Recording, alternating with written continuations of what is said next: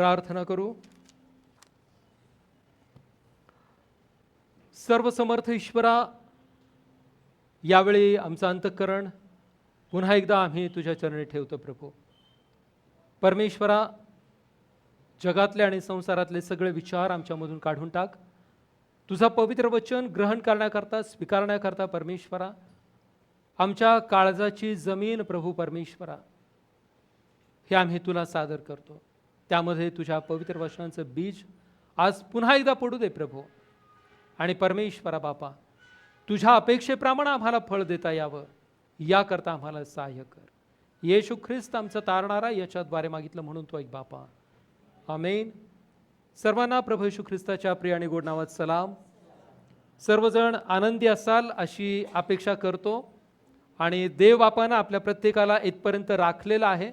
आजचा सुंदर दिवस पुन्हा एकदा त्यानं आपल्याला दिलेला आहे. मगाशी आपण प्रेझेंट वर्शिपमध्ये जात असताना प्रार्थनेमध्ये ऐकलेलं आहे की आज पुन्हा एकदा परमेश्वराने आमच्यावर कृपा केलेली आहे. आम्हाला नवीन श्वास, नवीन दिवस पुरवलेला आहे. प्रियानो, आम्ही त्याचे आभार मानले पाहिजेत. आम्ही त्याचा धन्यवाद केला पाहिजे.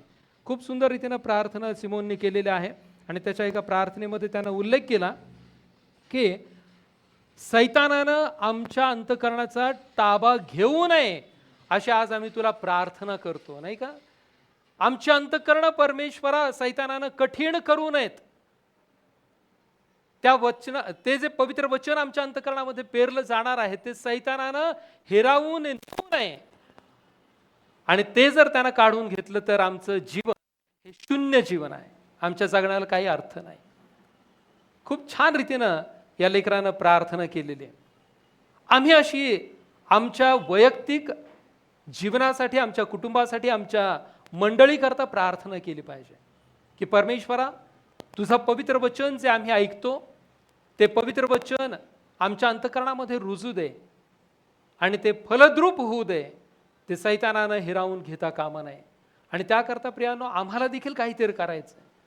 आम्हाला देखील एकाग्रतेने प्रार्थना करायची आहे.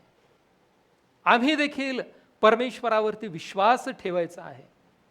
जर आम्ही त्रैक्यावरती विश्वास ठेवणारे आहोत तर आणि तरच आमच्या जीवनामध्ये कार्य होणार आहे.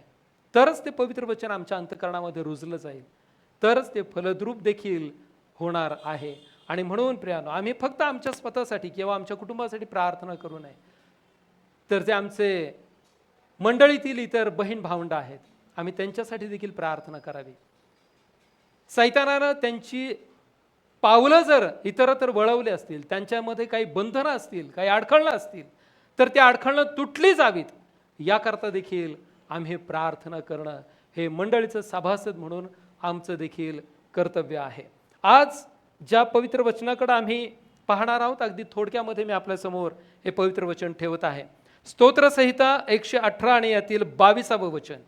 स्तोत्रसंहिता 118 आणि यामधलं 22वं वचन हे अनेक वेळा आपण ऐकलेलं आहे. कदाचित आपल्या घरामध्ये त्याची पाटी लिहून ठेवलेली असेल, कदाचित आपल्या किचनवरती असेल, कदाचित कॅलेंडरमध्ये असेल आणि ते तोंडपाठ देखील आपलं आहे. काय वचन आहे ते? बांधणाऱ्यांनी जो दगड नाकारला तोच कोपऱ्याचा मुख्य झाला आहे. बांधणाऱ्यांनी जो दगड नाकारला तो कोपऱ्याचा मुख्य झाला आहे. जे बांधकाम क्षेत्राशी रिलेटेड आहेत, मला माहिती आहे आपल्या मंडळीमध्ये काही जण आहेत आणि त्यांना ही गोष्ट फार छान रीतीने माहिती असणार आहे. बांधकाम करत असताना जो कोणी गवंडी आहे किंवा जे बांधकाम करणारे आहेत, इमारतीचं, बंगल्याचं, घराचं बांधकाम करणारे जे आहेत, त्यांना माहिती आहे की कोणतीही इमारत बांधत असताना, कोणतंही घर बांधत असताना त्याचा कोन शिला जो आहे तो फार महत्त्वाचा आहे. कोन म्हणजे कोपरा आणि शिला म्हणजे दगड. शिला किंवा शिळा म्हणजे दगड, कोपऱ्याचा दगड, त्याला फार महत्त्व आहे त्या बांधकामामध्ये. कारण तोच कोपऱ्याचा जो दगड आहे तो त्या इमारतीची दिशा ठरवत असतो. ती इमारत किती पक्की होणार. अंकल बरोबर आहे ना माझं हे? मला वाटतं आपल्यामध्ये जर कोणी असतील तर त्यांनी कृपया सांगावं, ज्यांना माहिती असेल ते.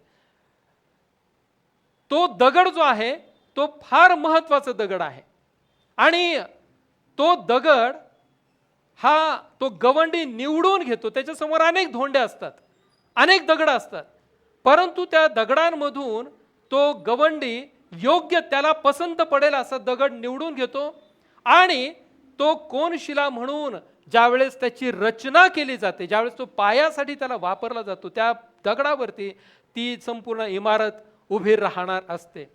आणि म्हणून आजचं जे पवित्र वचन आहे, बांधणाऱ्यांनी जो दगड नाकारला तो कोपऱ्याचा मुख्य झाला आहे. कोपऱ्याचा मुख्य होणं म्हणजे काय, तर त्या दगडावरती संपूर्ण इमारत किंवा संपूर्ण घर हे अवलंबून असतं. ती इमारत कशा पद्धतीनं पुढे उभं राहणार आहे, ती इमारत कशी, कोणत्या दिशेनं, तिचं कोणती दिशा त्या इमारतीची असणार आहे, हे त्या कोनशिलेवरती अवलंबून असतं. आता हे स्तोत्र ज्यावेळेस आपण वाचतो, या स्तोत्राचं कोणत्याही प्रकारे शीर्षक नाहीये, म्हणजे हे स्तोत्र कुणी लिहिलंय हे इथं मेन्शन केलेलं नाही. हे आसाफाचं स्तोत्र आहे का, मोशेचं स्तोत्र आहे की दाविदाचं स्तोत्र आहे, याला टायटल नाहीये. कारण या स्तोत्राच्या संदर्भात काही अभ्यासकांचं मत वेगवेगळं आहे. काहींच्या मते हे स्तोत्र मोशेनं लिहिलेलं आहे आणि काहींच्या मते हे स्तोत्र दाविदानं लिहिलेलं आहे, आणि त्याकरता त्यांनी वेगवेगळे त्यांची मतं मांडलेली आहेत. काहींनी एजराच्या ग्रंथाचा संदर्भ दिलेला आहे, जे आपण 3रा अध्याय वाचलेला आहे, की हे स्तोत्र दाविदानं लिहिलेलं आहे. काही जणांनी मोशेनं हे स्तोत्र लिहिलं आहे असं सांगितलेलं आहे, आणि त्याकरता त्यांनी मोशेचा संदर्भ दिलेला आहे. मोशेनं प्रभू येशू ख्रिस्ताला दुसरा संदेष्टा म्हणून संबोधलं होतं, आणि त्या संदर्भामध्ये काही अभ्यासकांनी हे स्तोत्र मोशेनं लिहिलेलं आहे असं देखील म्हटलेलं आहे. अर्थात हे स्तोत्र कुणी लिहिलं या विचारांमध्ये आम्ही न पडता त्या स्तोत्रामध्ये काय लिहिलेलं आहे ते जास्ती महत्वाचं आहे आमच्यासाठी. तो फार अभ्यासाचा आणि चिकित्सेचा भाग आहे, परंतु त्या वचनामध्ये आमच्याकरता काय लिहिलेलं आहे हे फार जास्ती महत्वाचं आहे. आणि आजचं जे वचन आहे ते तुमच्या आणि माझ्यासाठी फार महत्वाचं वचन आहे. म्हणून मी सुरुवातीला म्हटलं की आपण अनेक वेळा हे वचन वाचलेलं आहे, कदाचित यावरती अनेकांचे संदेशही आपण ऐकलेले असतील. आज पुन्हा एकदा आपल्याला त्या वचनाची आणि त्या संदेशाची उजळणी आपल्याला करायची आहे. प्रियानो, प्रभू येशू ख्रिस्ताला उद्देशून या ठिकाणी कोनशिला म्हटलेलं आहे. प्रभू येशू ख्रिस्ताला मी मागे देखील सांगितलेलं आहे की जुन्या करारामध्ये प्रभू येशू ख्रिस्त हा लपलेला आहे, वेगवेगळ्या प्रतीकांनी त्याला संबोधित केलेला आहे. आत्ता ज्या गोष्टीचा मी उल्लेख केला, संदेष्टा म्हणून किंबहुना इतर अनेक प्रतीक प्रभू येशू ख्रिस्ताला जुन्या करारामध्ये वापरलेली आहेत. तिथे प्रत्यक्ष ख्रिस्त आम्हाला दिसत नाही, परंतु आम्हाला प्रभू येशू ख्रिस्त हा नवीन करारामध्ये दिसतो, त्याचा जन्म आणि त्याचं कार्य या स्वरूपामध्ये. आता प्रभू येशू ख्रिस्ताला याच स्तोत्रामध्ये 22व्या वचनात कोनशिला म्हणून संबोधलेला आहे. बांधणाऱ्यांनी जो दगड नाकारला तो कोपऱ्याचा मुख्य झाला आहे, किंवा तोच कोनशिला झालेला आहे. जे बांधकाम करणारे आहेत, बांधकामाशी निगडित आहेत, त्यांना या गोष्टी फार छान रीतीने माहिती आहेत. प्रियानो, कोणत्याही घराचा जो पाया आहे, कोणत्याही बिल्डिंगचा जर पाया रचायचा असेल किंवा बांधायचा असेल तर फार काळजीपूर्वक त्याचा पाया घातला गेला पाहिजे. आणि जर पाया पक्का नसेल तर ती इमारत उभी राहू शकत नाही, आणि जरी उभी राहिली तरी तिचं अस्तित्व फार काळ टिकत नसतं. आणि म्हणून पाया घालणं ही फार जिकिरीची आणि महत्वाची बाब आहे कोणत्याही इमारतीच्या बाबतीमध्ये. आज आम्ही मुंबईसारख्या ठिकाणी पाहतो, 100 मजली टॉवर्स आहेत, 50 मजली टॉवर्स आहेत. या बिल्डिंग्स बांधत असताना त्यांच्या किती खोल त्यांना पाया घ्यावा लागत असेल याचा आपण अंदाज फक्त करू शकतो. आणि म्हणून कोणतीही इमारत ज्यावेळेस बांधली जाते ती किती मजल्याची आहे त्याच्यावरती त्याचा पाया डिपेंड असतो, आणि त्या कोनशिला त्याचा फार महत्वाचा असतो. ख्रिस्ती जीवनामध्ये आम्ही ज्यावेळेस या गोष्टींचा विचार करतो त्यावेळेस आमचं ख्रिस्ती जीवन हे ज्या पद्धतीनं उभं राहतं, ते उभं राहण्याकरता आमच्यासाठी कोनशिला आहे. तुमच्या आणि माझ्या विश्वासाचा जो उत्पादक आहे, तुमच्या आणि माझ्या विश्वासाचा जो स्रोत आहे, तो स्त्रोत म्हणजे आमचा तारणारा प्रभू येशू ख्रिस्त. तोच तुमच्या आणि माझ्या विश्वासाच्या बिल्डिंगचा किंवा तुमच्या आणि माझ्या विश्वासाच्या घराचा पाया आहे. 2 घरांची उदाहरणं आपल्याला माहिती आहेत नाही का? प्रभू येशू ख्रिस्ताने सांगितलेले आहेत. एकानं घर बांधलं, कुठं बांधलं? वाळूवर बांधलं, आणि त्यानंतर वारा आला, पूर आला आणि ते घर वाहून गेलेलं आहे. आणि एकानं घर बांधलं ते कुठं? खडकावरती बांधलेलं आहे. ते घर मजबूत राहिलं, ते टिकून राहिलं का? कारण त्याचा पाया हा खडक होता.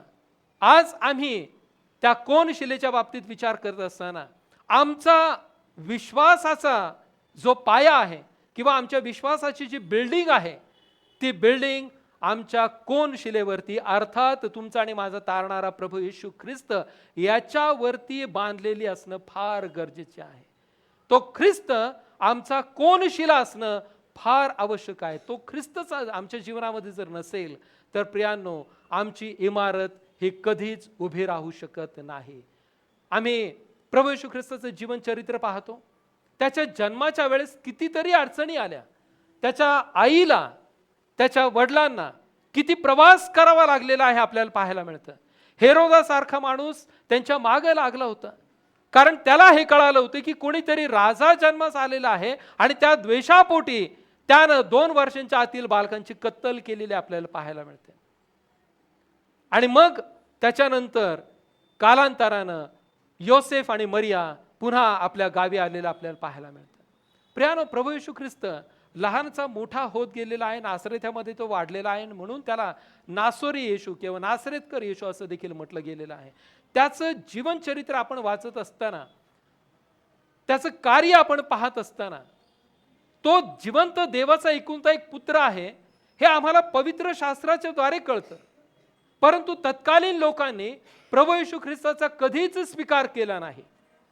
त्याच्याबरोबर राहणारे, त्याच्या अवतीभोवती असणारे, त्याला ओळखणारे जे लोक होते, त्या लोकांनी ख्रिस्ताला कधीही स्वीकारलेलं नाही. धर्मपुढारी, शास्त्री, परुषी यांनी नेहमीच प्रभू येशू ख्रिस्ताचा उपहास केलेला आहे. त्याला सुताराचा पोर म्हणून संबोधलेला आहे. प्रभू येशू ख्रिस्ताचा अजून कोणत्या प्रकारे उपहास केलेला आहे? मार्काच्या शुभवर्तमानामध्ये ज्यावेळेस आपण पाहतो त्यावेळेस आपल्याला पाहायला मिळतं की शास्त्री पुरुषांनी, धर्मपुढाऱ्यांनी त्याच्या बाबतीत काय म्हटलेलं आहे की त्याला बालजबूल लागलेला आहे. मार्क 3 मध्ये वाचून पहा. बालजबूल त्याला लागलेला आहे. बालजबूल म्हणजे काय? भूतांचा अधिकारी. कारण तो भूत जे आहेत, मनुष्यांमधली भूत जी आहेत, ती तो शब्दानं घालवत होता. आपण जे शुभवर्तमान आज वाचलेलं आहे त्यानुसार आपल्याला कल्पना येईल. आणि म्हणून या लोकांनी प्रभू येशू ख्रिस्ताला बालजबूल लागलेला आहे, त्याच्या सहाय्याने तो भूते काढतो, असे आरोप ख्रिस्तावरती केलेले आहेत. आम्ही जे मगाशी शुभवर्तमान वाचलं, मत्तेकृ शुभवर्तमान 8वा अध्याय, त्यामध्ये आम्हाला पाहायला मिळतं की गद्रेकराच्या परिसरातील ज्या लोकांनी प्रभू येशू ख्रिस्ताबद्दल ऐकलेलं आहे, त्या लोकांनी ख्रिस्ताला त्यांच्या प्रदेशामधून निघून जाण्याची विनंती केलेली आहे. ख्रिस्ताला त्यांनी सांगितलं आहे की आमच्यामधून निघून जा, आमच्यामध्ये थांबू नकोस. प्रियांनो, या व्यतिरिक्त असून लोकांनी त्याचा कसा आणि कशा प्रकारे तिरस्कार केलेला आहे. हा एक प्रकारे प्रभू येशू ख्रिस्ताचा तिरस्कार आहे, एक प्रकारे प्रभू येशू ख्रिस्ताचा नाकार त्यांनी केलेला आहे. अजून आम्ही पुढे ज्यावेळेस पाहतो त्यावेळेस गेतशेमाने बागेतला जो प्रसंग आहे त्यामध्ये आपल्याला पाहायला मिळतं की त्याचे शिष्य त्याला सोडून गेलेले आहेत. त्याच्यावरती हात टाकून त्याला धरून देण्यात आलेला आहे. धरून दिल्यानंतर आपण त्याची जी फरफट आहे ती पाहिलेली आहे. हन्ना, कैफा, पिलात, हेरोद या लोकांनी त्याचा तिरस्कार केला, त्याची थट्टा केली, त्याची चेष्टा केली, त्याच्यावरती आरोप लादलेले आहेत. इतकंच काय, पण साध्या शिपायांनी देखील प्रभू येशू ख्रिस्ताचा तिरस्कार केलेला आपल्याला पाहायला मिळतो. त्याला फटके मारलेले आहेत, त्याच्यावरती लोक थुंकलेले आहेत, त्याला चपडाका मारून त्याला विचारलेलं आहे की सांग तुला कोणी मारलं. देवाचा एकुलता एक पुत्र, काय त्याचा दोष होता? तो लोकांना देवाच्या राज्याविषयी आणि सत्याविषयी शिकवत होता. तो अधर्मी लोकांचा थेट अपमान करत होता. अधर्मी म्हणजे कोण? की जे स्वतःला धर्मी समजत होते, धार्मिक समजत होते, उंची वस्त्र घालून बाजारामध्ये फिरून ज्यांना लोकांकडून सलाम आणि मुजरा घेण्याची हौस होती, अशा लोकांना तो फटकारत होता. थेट त्यांचे दोष त्यांना तो दाखवत होता. ज्या गोष्टी त्यांनी लोकांसाठी करणं आवश्यक होतं, त्या गोष्टी त्यांना तो दाखवून देत होता. आणि या कारणामुळं अनेक लोकांचा प्रभू येशू ख्रिस्त हा नावडता झाला होता. आणि त्यामध्ये मुख्यत्वे करून धर्मपुढारी, शास्त्री, परुषी यांचा मोठा गट होता. याच लोकांनी मग शेवटी आपण पाहतो की येशू ख्रिस्ताच्या विरुद्ध संपूर्ण नगराला पेटवलेला आहे. आणि ज्या लोकांनी झावळ्याच्या रविवारी आपण बघितलेलं आहे की ज्या लोकांनी प्रभू येशू ख्रिस्ताचा राजा म्हणून स्वीकार केला, 4 दिवसांनी त्याच लोकांनी प्रभू येशू ख्रिस्ताच्या विरोधामध्ये घोषणा दिलेल्या आहेत. आणि काय घोषणा दिल्यात? की याला वधस्तंभावरती खिळा, याची वाट लावा. लोक प्रभू येशू ख्रिस्ताच्या विरोधात गेलेले आहेत. लोकांनी प्रभू येशू ख्रिस्ताचा नाकार केला, तिरस्कार केलेला आपण पाहतो. प्रियांनो, मला तुम्हाला सांगू द्या, परंतु याच नाकारला गेलेल्या येशूला स्वतः प्रभू परमेश्वरानं, पित्यानं आपल्या हाताशी धरलेलं आहे. आणि त्याच प्रभू येशू ख्रिस्ताकडून अद्भुत असे चमत्कार आणि अद्भुत अशी कार्य त्यानं त्याच्या 3-3.5 वर्षाच्या कार्यकाळामध्ये करून घेतलेले आहेत. ज्या कार्याकडे बघून, ज्या त्याच्या चमत्काराकडे बघून संपूर्ण जगानं तोंडात बोट घालावं आणि आश्चर्य करावं, अशी महान कृत्य खुद्द परमेश्वरानं या नाकारलेल्या धोंड्याकडूनच करून घेतलेले आपल्याला पाहायला मिळते. प्रभू येशू ख्रिस्ताच्या बाबतीत अगोदर आम्हाला स्तोत्राच्या पुस्तकामध्ये त्याचा उल्लेख पाहायला मिळतो की तिथं म्हटलेलं आहे, बांधणाऱ्यांनी जो दगड नाकारला तो कोपऱ्याचा मुख्य झालेला आहे. हा जो बांधकाम करणाऱ्यांनी नाकारलेला दगड आहे, हा जो तिरस्कार केलेला दगड आहे, याच दगडाच्या द्वारे परमेश्वरानं त्याच्या हयातीमध्ये, ख्रिस्ताच्या हयातीमध्ये चमत्कार करून घेतलेले आहेत. आणि चमत्कार म्हणजे कोणत्या लेवलचे चमत्कार? तर लाजारासारखा मनुष्य की ज्याला प्रभू येशू ख्रिस्तानं 4थ्या दिवशी मरणामधून उठवलेला आहे, त्याच प्रभू येशू ख्रिस्ताच्या द्वारे परमेश्वरानं अनेक अद्भुत कृत्य करून घेतलेले आहेत. ज्याला समाजानं नाकारलं होतं, ज्याचा तिरस्कार समाजानं केला होता, त्याच प्रभू येशू ख्रिस्ताला परमेश्वरानं त्याच्या गौरवाकरता उपयोगात आणलेला आहे. प्रियांनो, आणि एकीकडं संपूर्ण समाज त्या ख्रिस्ताचा नाकार करत होता. त्याच परमेश्वरानं या प्रभू येशू ख्रिस्ताला त्याच्या योजनेप्रमाणे लोकांच्या स्वाधीन केलं, शिपायांच्या स्वाधीन केलं, त्याला वधस्तंभावरती खेळलं आणि त्याला मारूनही टाकलं. आणि 3ऱ्या दिवशी तोच प्रभू येशू ख्रिस्त पुन्हा जिवंत झालेला आहे. प्रियांनो, तो तुमच्या आणि माझ्याकरता आज मध्यस्थ म्हणून त्या पित्याकडं रदबदली करत आहे. त्याच्या मृत्यूच्या द्वारे, त्याच्या मरणाच्या द्वारे परमेश्वरानं तुमच्या आणि माझ्याकरता स्वर्गाचं दार काय केलेलं आहे? उघडं केलेलं आहे. प्रभू येशू ख्रिस्ताला त्यानं मरण दिलेलं आहे, त्यानं ख्रिस्ताला मरायला लावलेलं आहे. परंतु त्याच्या मरणाच्या द्वारे आज परमेश्वरानं तुमच्या आणि माझ्याकरता त्या तारणाचं दार उघडलेलं आहे. स्वर्गाचं दार त्यानं तुमच्या आणि माझ्यासाठी उघडं केलेलं आहे.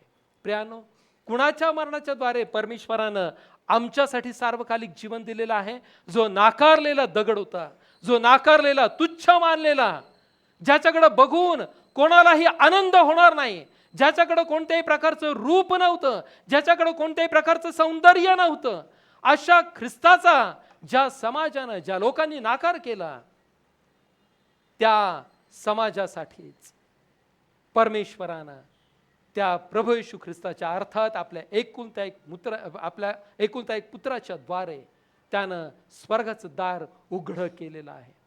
प्रियांनो, आज 2026 सालामध्ये आम्ही आमचं वैयक्तिक आणि कौटुंबिक जीवन जगत असताना आम्ही ख्रिस्ताकडं कोणत्या पद्धतीनं आणि कोणत्या अँगलनं पाहतो? पवित्र शास्त्र आम्हाला सांगतं, बांधणाऱ्यांनी नाकारलेला जो दगड आहे तोच कोनशिला झालेला आहे. तो महत्वाचा दगड झालेला आहे की ज्याच्यावरती तुमचा आणि माझा विश्वास आणि त्या विश्वासाची बिल्डिंग, त्या विश्वासाची इमारत उभी राहू शकते. तोच कोनशिला असा ठरलेला आहे. आम्ही आमचा विश्वास त्या खडकावरती, त्या कोनशिलेवरती ठेवलेला आहे का? आज आमच्यासाठी प्रश्न आहे. प्रियानो, आम्ही प्रभू येशू ख्रिस्ताकडं कशा पद्धतीनं पाहतो? 2000 वर्षापूर्वी लोकांनी त्याला नाकारलं. आज आम्ही त्याला नाकारत आहोत का? आज आमच्या प्रत्येकासाठी प्रश्न आहे. आम्ही त्याला नाकारतो का? तर मी म्हणेन होय, आम्ही त्याला नाकारतो. आम्ही रोजच्या दिवसाला त्याला नाकारतो. मग ते नाकारणं कोणकोणत्या पद्धतीनं आहे? कदाचित तुम्ही म्हणाल, पाळक साहेब, आम्ही कधीच प्रभू येशू ख्रिस्ताला शिव्याशाप देत नाही, आम्ही कधीच त्याच्या विरोधात बोलत नाही. परंतु आमच्या काही कृती अशा आहेत, जे ख्रिस्ती म्हणून जीवन जगतात अशा आमच्या बहीण भावंडांच्या काही कृती अशा आहेत की ज्यांच्यामुळं आम्ही प्रभू येशू ख्रिस्ताला नाकारणारे ठरतो. पहा, आम्ही पद, पैसा, सत्ता मिळवण्याकरता प्रभू येशू ख्रिस्ताला नाकारत असतो. या गोष्टींची जी लालसा आहे, ताकद, मग ती पैशांची ताकद असेल, माणसांची ताकद असेल, पद मिळवण्याची लालसा असेल, या सगळ्या गोष्टी ज्यावेळेस मिळवण्यासाठी आम्ही वेगवेगळ्या प्रकारचे खटाटोप करतो, या सगळ्या गोष्टी करत असताना आम्ही प्रभू येशू ख्रिस्ताला नाकारत असतो. हे आम्ही लक्षात ठेवलं पाहिजे. अनेक आमच्या ख्रिस्ती म्हणणाऱ्या भावनांच्या जीवनामध्ये वेगवेगळ्या प्रकारची व्यसनं आहेत, वेगवेगळ्या प्रकारची व्यसनं आहेत. ती व्यसनं केल्याशिवाय त्यांचा दिवस जात नाही. ही व्यसनं करणं म्हणजे प्रभू येशू ख्रिस्ताला नाकारणं होय. त्या व्यसनांच्या अधीन असणं म्हणजे प्रभू येशू ख्रिस्ताचा तिरस्कार करणं होय. अनेक लोक भ्रष्टाचारामध्ये गुंतलेले आहेत, अनेक लोक व्यभिचारामध्ये गुंतलेले आहेत. त्यांना पैसा जर मिळाला नाही तर ते वेडेपिसे होतात. अनेक लोक, अनेक माणसं हे व्यभिचारामध्ये, त्या बंधनामध्ये अडकलेली आहेत. प्रियांनो, अशा प्रकारच्या जीवनाच्या द्वारे आम्ही आमच्या तारणाऱ्याला रोज आणि रोज नाकारत असतो. अजून आम्ही कशा प्रकारे नाकारतो? अनेक लोकांना अपमान करण्यामध्ये काहीच वाटत नाही. आम्ही कुणाशी बोलत आहोत, आम्ही कुणाचा अपमान करत आहोत, आमच्या समोर कोण आहे या गोष्टीचं कधीच अशा लोकांना भान नसतं.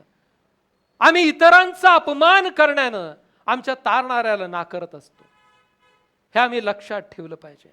आपणच सर्वश्रेष्ठ आहोत, आम्हालाच सगळं ज्ञान आहे, आम्हीच सर्व आहोत, आम्हालाच सगळं काही कळतं. ही भावना ज्यावेळेस आमच्या मनामध्ये येते, ज्यावेळेस आम्ही त्या पद्धतीनं जीवन जगू लागतो, अशा वेळी आम्ही आपोआपच ख्रिस्ताला लांब केलेलं असतं. आमच्या जीवनामधून त्याला हद्दपार करून टाकलेलं असतं. जिथं मी येतो, मी आणि माझं सर्वस्व, जिथे मीपणा आमच्या जीवनामध्ये जागृत होतो, त्यावेळेस त्या जीवनामध्ये ख्रिस्त कधीच नसतो. हे आम्ही लक्षात ठेवलं पाहिजे. आमच्या मीपणामुळं आम्ही ख्रिस्ताला नाकारत असतो. आमचं जीवन प्रार्थनाशील जीवन आहे का? तुम्ही म्हणाल, होय पाळक साहेब, आहे. मला तुम्हाला सांगू द्या प्रिया, सकाळी घाईमध्ये होणारी प्रार्थना किंवा रात्री निद्राधीन करणारी प्रार्थना, प्रियांनो, आम्ही ती प्रार्थना कशी करतो हे आपल्या प्रत्येकाला माहिती आहे. किती कुटुंबामध्ये कौटुंबिक प्रार्थना केली जाते? प्रश्न आपण स्वतःला विचारा की आमच्या कुटुंबामध्ये कौटुंबिक प्रार्थना केली जाते का?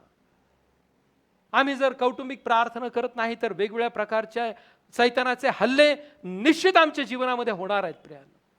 त्या हल्ल्यांपासून आम्हाला इतर कोणीही वाचवू शकत नाही. आम्हाला वाचवणारा फक्त आमचा परमेश्वर आहे.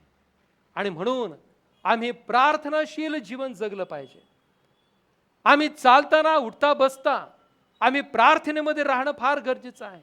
आमच्या लेकरांना आम्ही प्रार्थना करायला शिकवणं फार आवश्यक आहे. आम्ही लेकरांना संध्याकाळी एकत्र करून आम्ही शास्त्र वाचन, गीत गायन, प्रार्थना करणं हा आमच्या जीवनाचा अविभाज्य भाग होणं फार आवश्यक आहे. आम्ही 5 मिनिटं नाक बंद करून बसा. आम्ही जर बसलो तर काय होईल? 5 मिनिटं फक्त तोंड आणि नाक बंद करून बसायचं. आमचा जीव नकोसा होईल, नाही का? आम्हाला कसं होईल? आमचा प्राण जातोय की काय असं वाटेल. प्रियानो, प्रार्थना आमच्यासाठी तशी असली पाहिजे. आम्हाला जगण्याकरता जर ऑक्सिजनची गरज आहे, तर आमच्या आध्यात्मिक वाढीकरता आमचा ऑक्सिजन जो आहे तो म्हणजे प्रार्थना आहे आणि परमेश्वराचं वचन आहे. आम्ही जर त्याच्याचकडे दुर्लक्ष केलं, आम्ही त्या ख्रिस्तालाच आमच्या जीवनामधून जर काढून टाकलं, तर आम्ही जगू खरे, परंतु आम्ही सैतानाच्या हातातील बाहुलं होऊन जगणार आहोत, हे आम्ही विसरता कामा नये. प्रियांनो, आम्हाला ख्रिस्ती म्हणून आमचं जीवन जगायचंय, तर आम्हाला प्रार्थनाशील जीवन जगणं फार आवश्यक आहे. आमच्या जगण्यामध्ये शास्त्र वाचनाचा अभाव आहे का? आम्ही फक्त रविवारी आल्यानंतरच शास्त्र वाचतो असं होत आहे का? जर तसं होत असेल तर आज पुन्हा एकदा आमच्या वैयक्तिक आणि कौटुंबिक जीवनाकडे आम्हाला लक्ष देण्याची गरज आहे. आम्हाला शास्त्र वाचन करणं फार गरजेचं आहे. आम्ही देवावर विश्वास ठेवणारे आहोत का? प्रियांनो, आम्ही परमेश्वरावरती विश्वास ठेवणारे असणं पाहिजे. गरजेपुरता विश्वास नको. संकट आलं म्हणून देवाकडे वळणं नको. आजारपण आलं म्हणून देवाला साकडं घालणं नको. आर्थिक अडचण आली म्हणून देवाकडे धावणं नको. अशा कठीण प्रसंगामध्येच फक्त परमेश्वराची करुणा भाकायची ते नको.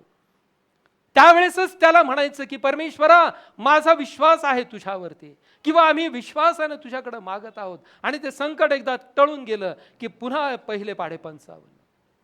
हे जर आमच्या जीवनामध्ये रिपीटेडली घडत असेल तर आम्ही परमेश्वराला, आमच्या तारणाऱ्याला नाकारत आहोत, हे आम्ही लक्षात घेतलं पाहिजे. अजून आम्ही कोणत्या प्रकारे नाकारत आहोत?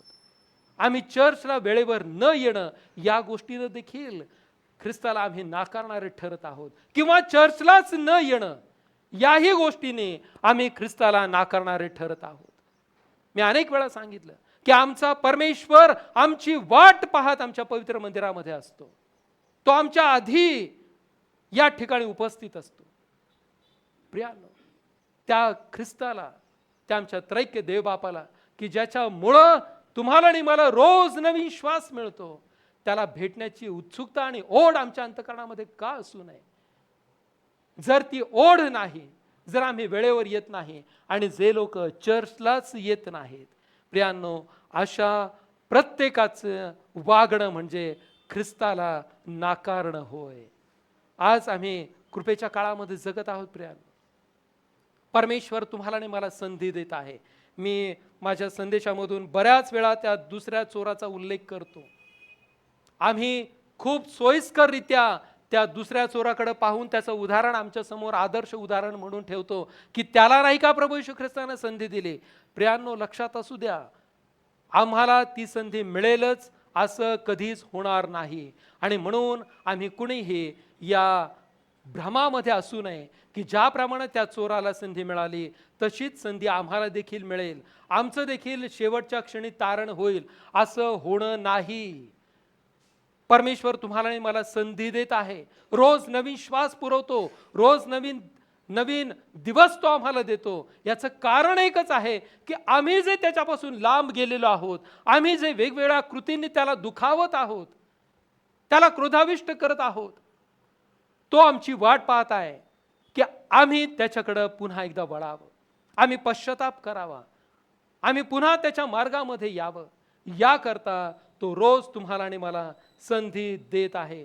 जर प्रियानो ही संधी आम्हाला कळाली नाही, ही संधी जर आम्ही साधून घेतली नाही, आमच्या चुकीच्या गोष्टी जर आम्ही सोडल्या नाहीत, आम्ही ख्रिस्ताला नाकारतच राहिलो, आमच्या कठीण अंतःकरणाच्या द्वारे आम्ही ख्रिस्ताचा नाकारच करीत राहिलो, तर प्रियांनो, तुमच्या आणि माझ्याकरता पवित्र शास्त्रानं शासन देखील ठेवलेलं आहे. ते काय शासन आहे ते 3 वचन मी आपल्या समोर ठेवतो आणि मी थांबणार आहे. योहान कृष्णवर्तमान 3 अध्याय आणि 18व्या वचनाप्रमाणे जे ख्रिस्ताला नाकारतात त्यांचा न्याय निवाडा होऊन चुकला आहे. योहान 3:18 घरी जाऊन आवर्जून वाचा. ख्रिस्ताला आम्ही नाकारणारे आहोत तर आमचा न्याय निवाडा होऊन चुकला आहे. रोमकरास पत्र 1 अध्याय आणि 28व्या वचनाप्रमाणे आम्ही सतत अनुचितच कर्मे करीत राहणार आहोत. परमेश्वरानं अनुचित कर्मे करण्याकरता आम्हाला मोकळीक दिलेली असणार आहे. जे ख्रिस्ताचा नाकार करतात अशांसाठी परमेश्वरानं हे शासन ठेवलेलं आहे. त्यांना आता कोणतीही चांगली काम परमेश्वरासाठी करायची नाही. त्यांना आता त्यांच्यासाठी काय ठेवलेलं आहे की त्यांनी सतत आणि सतत अनुचितच कर्म करत राहायचे आहेत, ख्रिस्त विरोधीच कर्म करत राहायचे आहेत. ख्रिस्ताला राग येईल अशाच पद्धतीनं त्यांनी आता सतत आणि सतत त्यांच्या जीवनामध्ये त्यांचं अंतःकरण कठीण करून वागत राहायचं आहे. ही एक प्रकारे शिक्षा आहे. हे आमच्या लक्षात आलेलं आहे का? प्रियानो, आमच्या लक्षात येणं फार गरजेचं आहे. आम्ही चुकीच्या गोष्टी करत आहोत, ख्रिस्त विरोधी गोष्टी जर आम्ही करत आहोत तर हे का करत आहोत हा प्रश्न आम्ही स्वतःला विचारला पाहिजे. याचं शासन आमच्यासाठी काय आहे? तर स्वतः परमेश्वरानं सोडून दिलेलं आहे. जा, आता तुम्ही अनुचित कर्मच करत राहा. आणि ते करण्यामध्ये अशा लोकांना काहीच वावगं वाटत नाही. त्यांना त्याच्यामध्ये कोणत्याही प्रकारचा कमीपणा वाटत नाही. आम्ही जे करत आहोत तेच योग्य आहे हेच त्यांना वाटत राहतं. आणि हे वाटणं म्हणजे ही परमेश्वराकडून मिळालेली शिक्षा आहे. आणि याच्यानंतर शेवटचा भाग म्हणजे मत्तई 25:41 प्रमाणे अशांसाठी सार्वकालिक अग्नी तयार आहे. जे सतत आणि सतत ख्रिस्ताचा नाकार करतात, त्यांचा न्याय निवडा होऊन चुकलेला आहे, ज्यांनी अंतःकरण कठीण केलेलं आहे, ख्रिस्त विरोधी कार्य करत आहेत, त्यांना परमेश्वरानं सोडून दिलेलं आहे की आता तुम्ही अनुचित कर्मच करत राहा. आणि अशांसाठी आम्हाला पवित्र शास्त्र सांगतं की त्यांच्याकरता सार्वकालिक अग्नी हा सिद्ध करून ठेवलेला आहे. आज तुम्ही आणि मी कोणत्या कॅटेगरीमध्ये आहोत? आज आम्हाला विचार करायचा आहे. येथून आम्ही घरी जात असताना सिमोनने मगाशी प्रार्थना केली की आम्ही येथून घरी जाताना आज पवित्र वचन आम्ही आमच्या अंतःकरणामध्ये घेऊन जावं. प्रियांनो, तो कोण शिला म्हटलेला प्रभू येशू ख्रिस्त आमच्या विश्वासाचा पाया जर आजपर्यंत नसेल तर मला आज तुम्हाला सांगू द्या, या पवित्र वचनाच्या द्वारे आम्हाला आमच्या विश्वासाचा पाया, आमच्या विश्वासाच्या इमारतीचा पाया आम्हाला ख्रिस्ताला करायचा आहे. आणि जे कोणी ख्रिस्तावरती विश्वास ठेवतात ते कधीच त्यांचं अंतःकरण कठीण करत नाही, कारण देव अशांचं अंतःकरण कठीण होऊ देत नाही. ते कधीच अनुचित कर्म करणार नाहीत, ते ख्रिस्त विरोधी कधीच कर्म करणार नाहीत. हे आम्ही नेहमी लक्षात ठेवलं पाहिजे. ते सतत आणि सतत देवाला आनंद देणारी कर्म करत राहणार आहेत. परमेश्वराच्या गौरवाची कार्य त्यांच्याकडून घडणार आहेत. प्रियांनो, आज आम्हाला हे ठरवायचं आहे की आमचा पाया कोण आहे? आमच्या विश्वासाचा पाया आम्ही घातलेला आहे का? आमची इमारत त्या प्रभू येशू ख्रिस्त म्हटलेल्या कोण शिलेवरती आम्ही बांधलेली आहे का? जर नाही तर आज पुन्हा एकदा परमेश्वराने तुम्हाला आणि मला संधी दिलेली आहे की आम्ही आमच्या विश्वासाची इमारत कोण शिला, जो प्रभू येशू ख्रिस्त तुमचा आणि माझा तारणारा, त्या खडकावरती आमचा विश्वास आज ठामपणे बळकटपणे आम्हाला ठेवून आमचा विश्वास वाढवायचा आहे. अर्थात आम्हाला आमच्या विश्वासाची ती इमारत बांधायची आहे. परमेश्वर करो आणि आपल्या प्रत्येकाला हा कोण शिला जो प्रभू येशू ख्रिस्त आहे, जो तुमच्या आणि माझ्या विश्वासाचा पाया आहे, जो कोण शिला प्रभू येशू ख्रिस्त आमचा तारणारा आहे, त्याच्यावरती विश्वास ठेवून आम्हाला जीवन जगता यावं, याकरता आपल्या प्रत्येकाला तो अधिक सहाय्य करो. प्रार्थना करू. सर्वसमर्थ ईश्वरा, तुला आम्ही धन्यवाद देतो, तुझे उपकार मानतो. प्रभू परमेश्वरा, आमचा तारणारा प्रभू येशू ख्रिस्त जो कोण शिला आहे, आमच्या विश्वासाचा जो पाया आहे, प्रभू परमेश्वरा त्यालाच आम्ही नाकारत आहोत का? आज हा प्रश्न आम्ही आमच्या अंतःकरणामध्ये घेऊन जात आहोत. प्रभू परमेश्वरा, या प्रश्नाचं उत्तर तुझ्या पवित्र आत्म्याच्या द्वारे तू आम्हाला दे. आणि जर हे उत्तर परमेश्वरा होकारार्थी आहे की होय आम्ही ख्रिस्ताला नाकारलेला आहे, वेगवेगळ्या कृतींच्या माध्यमातून आम्ही ख्रिस्ताला नाकारत आलेलो आहोत, पण तरी देखील आम्ही ख्रिस्ती जीवन जगत आहोत, तर परमेश्वरा आज आम्ही तुला प्रार्थना करतो. पित्या, आम्हाला क्षमा कर आणि परमेश्वरा बापा, ख्रिस्ताला आम्हाला स्वीकारता यावं. आमचा विश्वास त्याच्यावरती आम्हाला अंतःकरणापासून ठेवता यावा, तो अढळ असावा, तो अचल असावा. याकरता परमेश्वरा आम्हाला सहाय्य कर. आणि पिता परमेश्वरा बापा, त्या विश्वासावरती अवलंबून आणि आधारित असणारं, विश्वासानं भरलेलं आमचं जीवन असावं. याकरता परमेश्वरा तू आम्हाला शक्ती आणि सामर्थ्य पुरव. येशू ख्रिस्त आमचं तारणारा याच्या द्वारे मागितलं म्हणून तो ऐक बापा. आमेन.